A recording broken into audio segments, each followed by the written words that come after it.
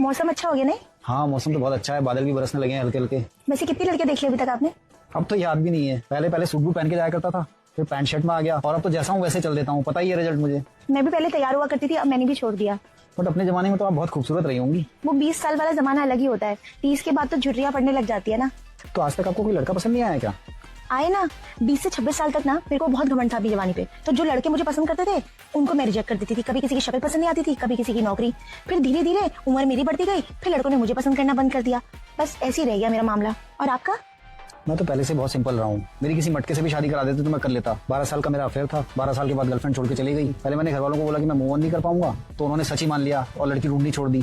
फिर मैंने कुछ दिन तक नहीं बोला, फिर मेरी उम्र बढ़ती गई और अब तो कोई लड़की पसंद ही नहीं करती। लेकिन दिखने के तो बहुत अच्छे हो आप। मुझे विश्वास नहीं हो रहा आपको कोई लड़की ने पसंद नहीं किया। आपको मैं पसंद हूँ क्या? ये आपके बाल कब सफेद हुए? ये तो 28 से होने शुरू हो गए थे। और झड़े कब? गंजापन तो 30 के बाद ही आया, बट मैं जिम रेगुलर जाता हूँ। लग रहा है देख के। आपको जिम का शौक नहीं है क्या? नहीं, सुबह नींद नहीं खुलती। कोई बात नहीं, मैं उठा दिया करूंगा। आपको बच्चे पसंद है? हाँ बच्चे तो मुझे बहुत पसंद है, बट इस उम्र में हो जाए तो बहुत अच्छी बात है। नहीं, आजकल तो IVF की सुविधा भी चल गई है। अच्छा हाँ, और एक बात, मेरे माँ बाप बूढ़े हो गए हैं, आपको उनके साथ रहने में कोई दिक्कत तो नहीं होगी? इस उम्र में तो मैं किसी के साथ भी रह लूंगी। वैसे भी आप ही इतने बूढ़े हो चुके हैं, आपके माँ बाप तो और भी ज्यादा बूढ़े होंगे।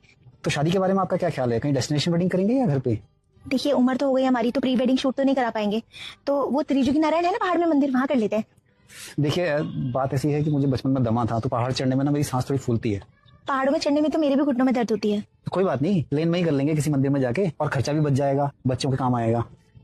वो हनीमून के बारे में आपका क्या विचार है? मैं सोची थी 12 ज्योतिर्लिंग कर लेते, मेरे 3 हो गए हैं। अरे मैं तो 4 धाम सोचा था। देखिए शादी के लिए मन्नत मांगने के लिए वैसे तो मैंने पूरे ज्योतिर्लिंग किए हुए हैं, लेकिन क्या बचे हुए 9 ज्योतिर्लिंग मेरे साथ करना चाहेंगी?